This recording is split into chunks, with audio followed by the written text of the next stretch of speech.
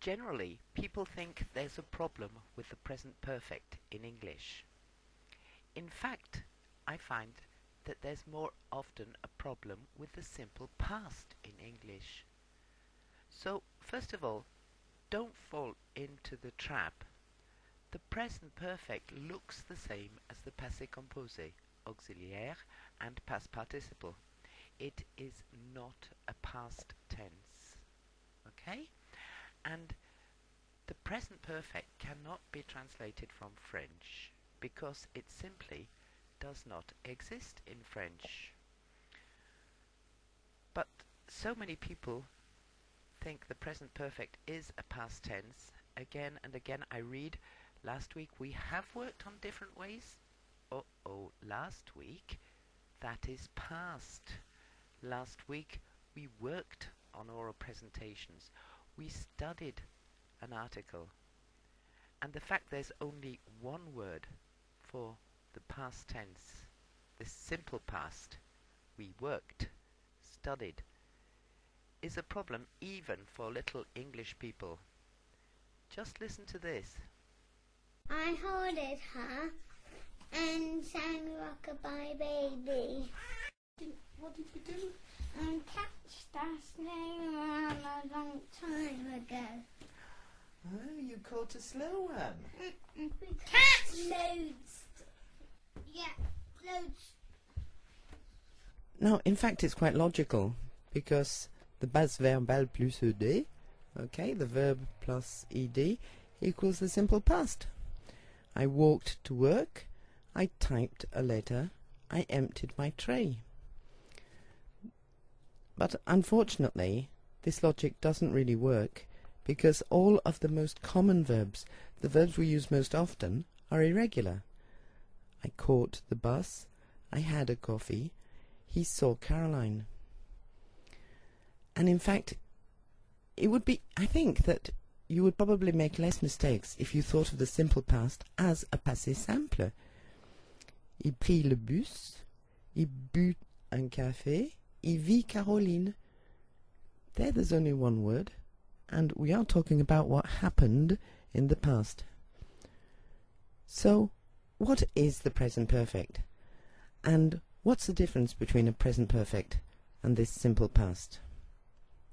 First of all, just imagine that it's 8 o'clock at night. Jane is opening the window. So when you arrive at 10 o'clock, 2 hours later, je pourrais dire Jane has opened the window.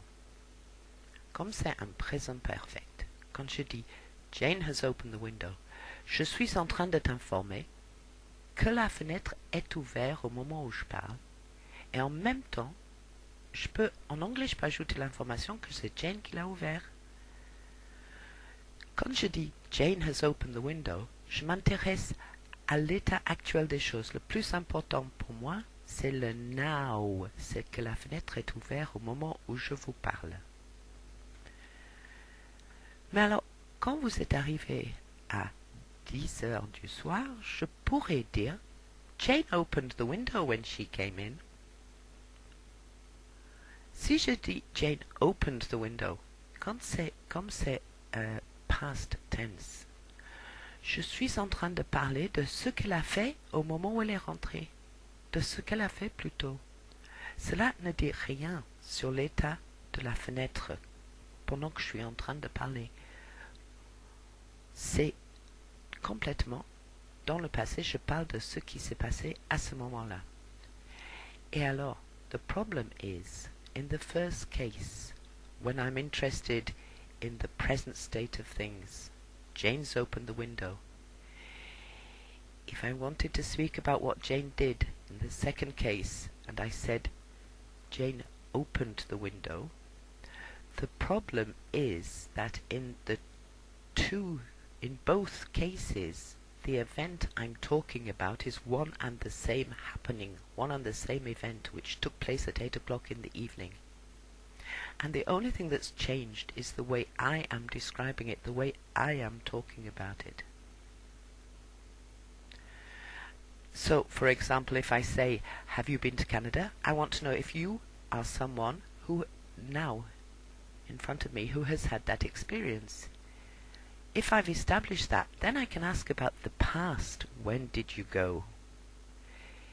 If I say, I've lived here for 5 years, because I'm using a present perfect, I know that it is still true, that I still live here. So, there's always this connection between the past and the present. This present is the most important. And one last point before I leave. When I say I've lived here for 5 years, it means I still live here. And if I say I lived here for 5 years, that means I do not live here anymore. That those 5 years are entirely in the past. So, I hope that this has helped rather than confuse things further.